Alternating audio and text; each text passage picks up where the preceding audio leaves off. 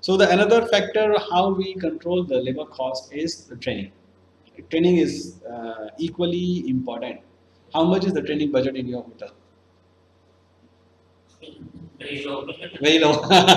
So the effect of the or the maybe you say you can say Go with business plan. Too much training cost. But you will be sure too much labor, hey, cutting the cost. there's an irony in Myanmar. Yeah. We want the people to upgrade the skills, but we don't want to spend the money on training. Yeah. But because the training is not like a very short benefit thing, you don't see the benefit immediately. You may see the benefit in 6 months, 1 year, because you train the people, and then those skills can be used by the people in the short time.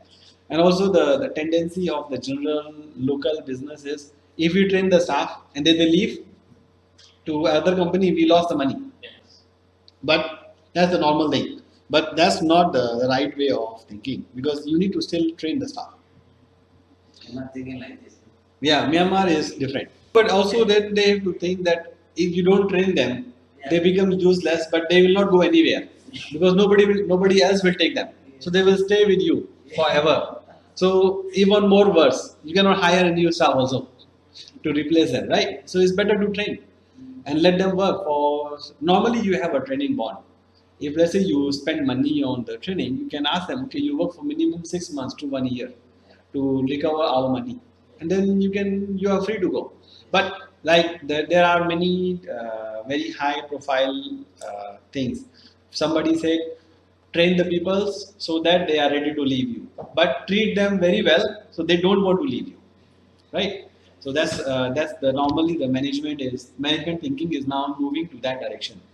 You need to train the peoples, but you need to treat them very well so they don't leave you at all. So retention is very important. So the how the training is done. Training is on their own job process, right?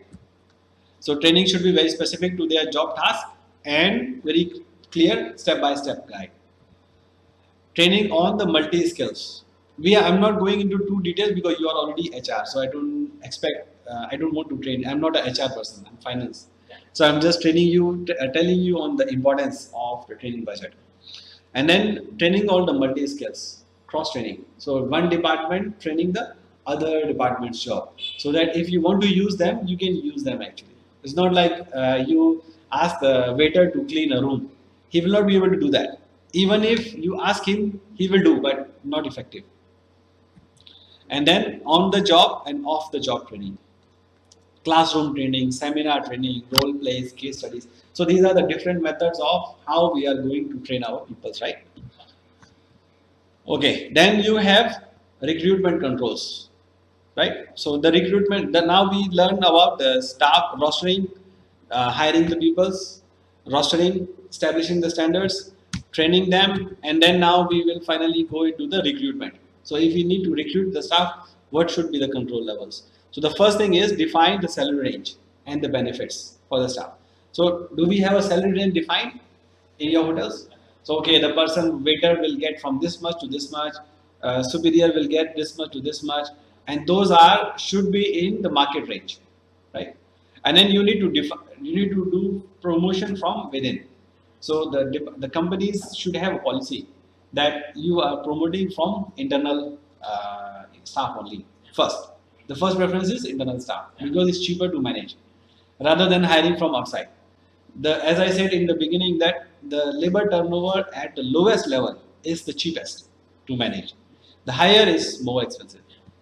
Then you have to do a regular survey to remain comparable in the market. Because if you're not comparable in the market, then you may lose the peoples, especially the higher level staff, the key staff, key management staff. So every organization normally you are hiring the key staff, right?